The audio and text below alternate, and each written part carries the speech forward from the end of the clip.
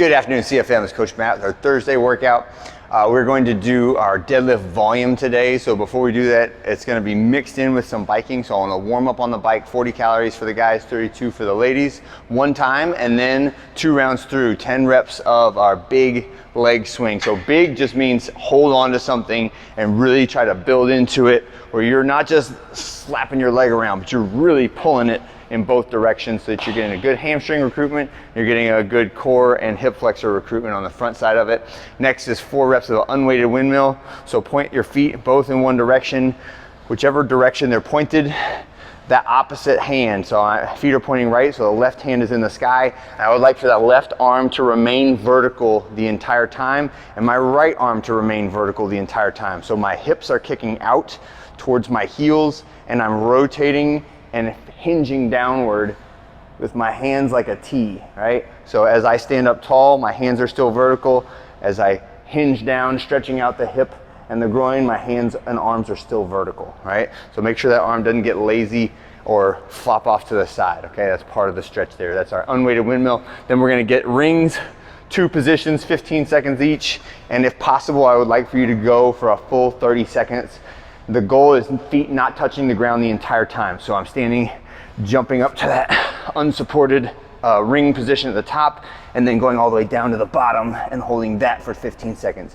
Each of those 15 seconds, and always, if you can't hold that position with your feet off the ground, just use your tippy toes a little bit, but use them as little as possible when you hold that position. And then at the end, we're going into our our set of deadlifts, conventional deadlifts today. So first round, just empty barbell. Second round, add a little bit of weight. And then after the warm up is over, we set up at the percentage that we're gonna use for today, which is a 20 rep unbroken set. So lots of volume today. That's where we're at in the training progression right now. So this is one where you will not only be tired, your hammies will be very, very hot afterwards. This has the potential to make you sore, so think about that as we progress through the week. If there's anything else you're doing for the rest of the week, you might want to go a little bit lighter on these.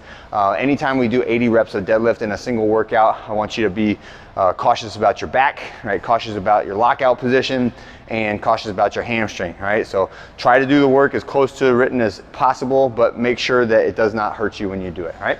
So we're gonna go 4 rounds through, the goal being that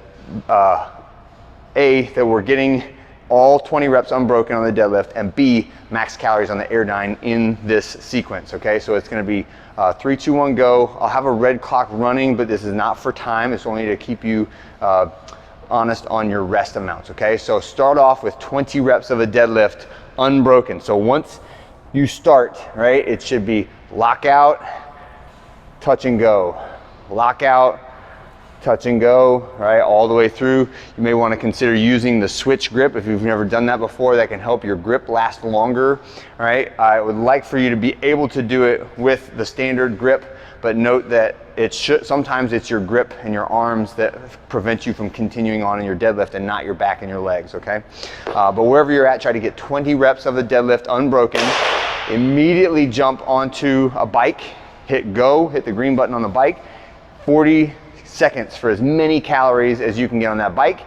And then at the end of that, remember your calories and jump right onto the ground for a 1-minute plank, right? And this is your cool down. You'll be able to catch your breath on the 1-minute plank. And that's a joke for anybody who's not initiated. You will not catch your breath. It will be the worst plank of your life because your heart rate will be high and your legs and your arms will be taxed. And I still want you to try to hold it, right? Try to stay in that plank position, even if you have to drop to your knees, or even if you have to put a band across the rig to support your body a little bit.